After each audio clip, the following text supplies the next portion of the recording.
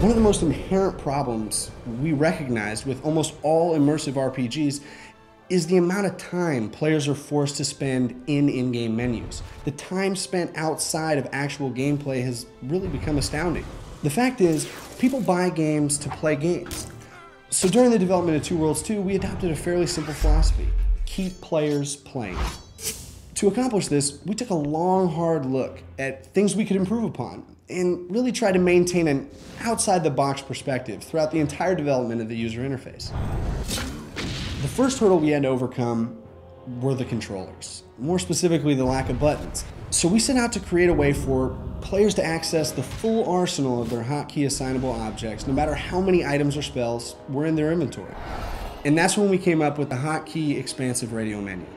Now, radial menus are nothing new, but they've always been limited to the amount of items game developers could fit in the circle and still be visible enough for players to recognize. So our approach was to incorporate a radial menu that players could access on the fly that contains any assignable items in their inventory. Simply highlight, assign, close, boom, back in action.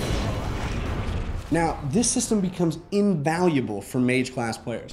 Just imagine being able to access every spell in your inventory with just a couple of buttons. Now, a little bit about our spellcasting system called Demons. It's based on a pentagram of elements and spell cards. There are three types of cards: Carrier, Modifier, and Elemental. Now, Elemental cards define the core effect of a spell, while Carrier cards define how a spell is delivered to its target. Finally, the Modifier cards change the nature of the spell, and that's where things can get really interesting. In the same way that Two Worlds 2 offers you real choice in the use and creation of spells, we wanted to make sure that the ability to play the way you want to was also reflected in every single aspect of the game.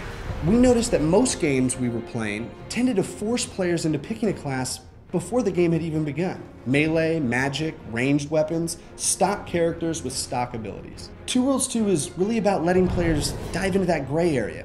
We give players the freedom to combine traits from all classes to complement their own personal gameplay style. Different armor and weapon sets can even be hot swapped in the heat of battle with the tap of a button.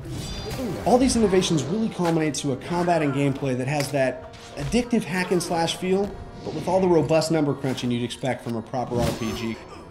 It's a really fun balance that you don't experience often in a game this size.